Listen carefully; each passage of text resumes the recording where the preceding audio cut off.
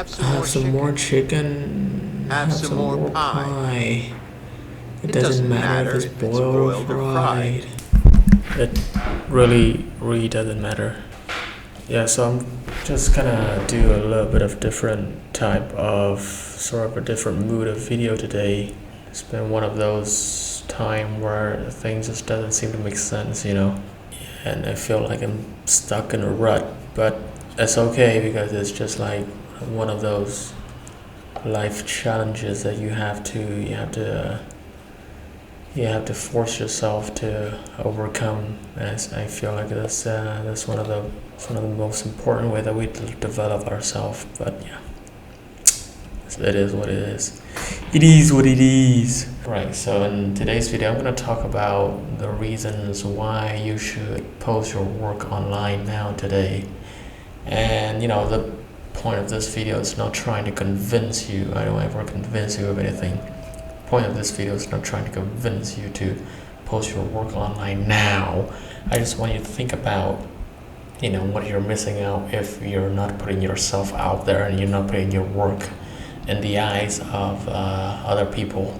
And I got a bunch of notes here that I've been writing this past week, but obviously this week has been pretty chaotic, so I haven't been able to finish it. But I'm just trying to speak from my heart because I think that's a better way to communicate to you guys, doing it face to face like this. The first reason I think you should post your work online is that it really boosts your confidence. I did ask this on my Instagram story the past week, and it's like 90% of the answers is that I'm just not confident enough in my work to post it online, or it just looks like it is so bad compared to the other people, and I just can't bring myself to post it online. And I get that, especially in today's where Instagram and TikTok has like diminished everyone's attention span, and like the most epic work that I've seen can't really captivate your attention in the first 5 seconds, and really doesn't boost your dopamine level in the first 5 seconds. And it's really one of the most important aspect of why someone's work blow up online. And I think that's where you can really get you down and make you feel insecure about your work. Speaking from a personal development viewpoint, I think that's a wrong aspect to focus on if you're posting your work online.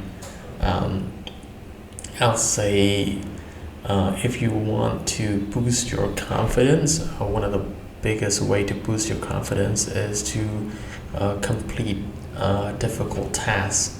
And once you've done that, it's something in your brain that just communicate to you that, oh, you've finished this right now, you've already accomplished this massive task. You're gonna have to push on, you want more, you want to look for an even more difficult task. So the more difficult the task that you complete, or the more demanding the project that you complete, your confidence level will skyrocket. And I think and if your mind is actively trying to get you to not post your work online, I think that's the moment, that's the key point when you should upload, because it's gonna keep telling your mind that, oh, this is not actually a difficult task at all. It's just it's just something that goes on in my head, and it's something that I can overcome, because we're human and we're built to overcome things. We're built to overcome difficult things. So sooner or later, uploading your artwork online would just be an afterthought. Here's my advice to you: if you're too unconfident about your work to post online, and you can just tell me that I don't know, I don't want to post my work online. Stop making me post my work online. But it's the truth. Like, what exactly do you have to lose from posting your work online besides personal development? And that leads me to my second point, which is the point about personal development itself. I think this is also one of the most important aspect why most people don't post their works online is because they're afraid of being judged. And what I'll say to that is that we as human beings were prone to being judged at some point in our life. Is something that we just cannot avoid. Sometimes it's not necessarily a bad thing. We're a tribal community. We thrive on feedbacks. We thrive on giving inputs and receiving inputs from each other. And this is one of those things that I really have to say that there are two sides to like a spectrum. And one side says that you don't really need to care about what other people think. Just be yourself, believe in yourself, don't listen to anybody.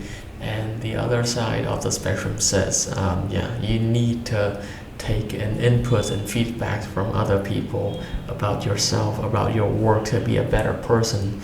And what I'll say to that is that there need to be a balance in the middle, somewhere in the middle, because obviously what other people say about you if you post your work online, most of the time it's just gonna be people giving feedback or complimenting your work. And it's gonna be a rare time, for me anyway. It's gonna be a rare time where some random assholes just come in and be like, yo, your work sucks, you don't upload this online, why are you doing this? And most of the time I'm just gonna be like, there are some faults to this work. I'm not perfect, it's not perfect or anything, but there's something you can give inputs on besides saying that it sucks. Or otherwise I'm just gonna think that there's something deeply wrong about your life that you're giving me this sort of reaction. And besides that, I think that there's going to be a lot of good feedbacks and a lot of good inputs that people are going to give out. And I think your job is to filter out, using your human brain, to filter out all those judgments and decide which works best for yourself. And sometimes people can give you insights and what they think about your work that you didn't think of in the first place, even though you're the author. And I think that's a pretty good feeling. And on the other hand, just don't think too much about other people's opinion about your work to the point of inaction. It's like, just do what you gotta do. If you feel like uploading this piece of work online and you're doubting yourself, just do it. Just the next morning you wake up, I swear you're gonna feel much better about that decision. And the final reason why you post your work online is basically for yourself. All the two reasons I've mentioned above has had a common theme that is mostly a selfish purpose. And you mostly do this for yourself, for personal development, for to boost your confidence. And it's also the same. It's not an exception. You do it for yourself, and mainly for yourself in the future, because an internet personality has said, and I'm not gonna mention his name, but he said that the best part of being wealthy is looking back when you were poor. And I think the same sort of mindset can be applied to this situation as well, where 5 to 10 years down the line, when you're become like a pretty established or like a pretty successful artist or designer, is a pretty good feeling when you look back to when you've begun your journey and how you've developed throughout the years. You don't always necessarily look into your drive and see just a bunch of files and open them sequentially. Believe me, I got like a shit ton of project files in my drive, and I don't usually pull them up.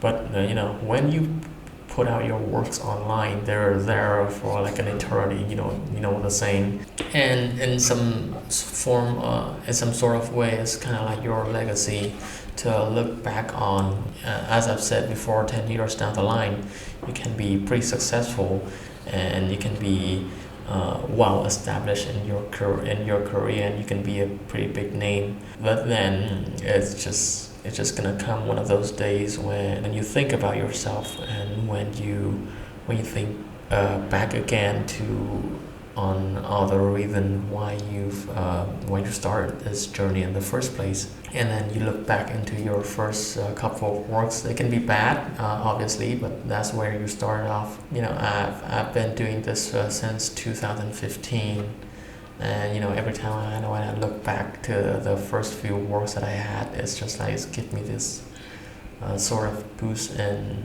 motivation to keep on going, to keep pushing further, to see where this is gonna take me in the end.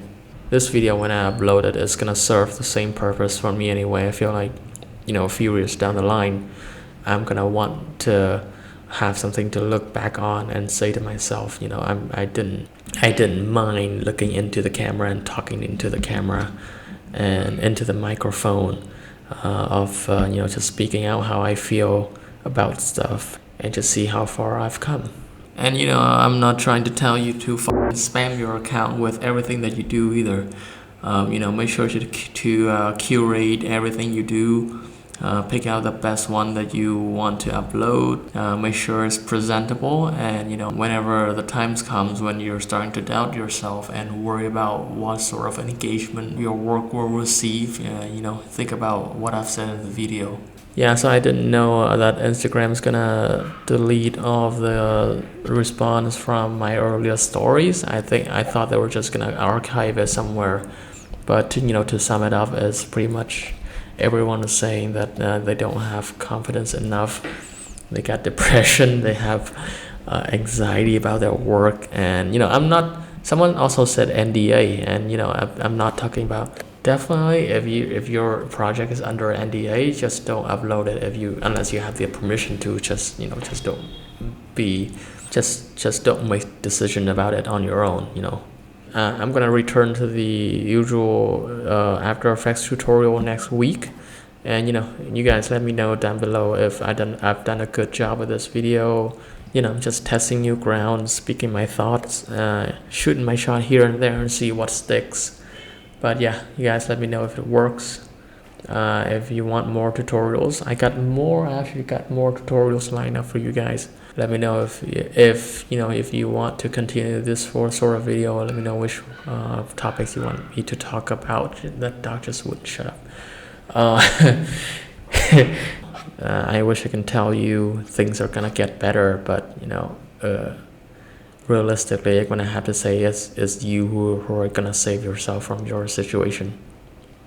There's no superhero, but yeah, just do the hard work, especially when you don't feel like it. Do the hard work, especially when you don't feel like it.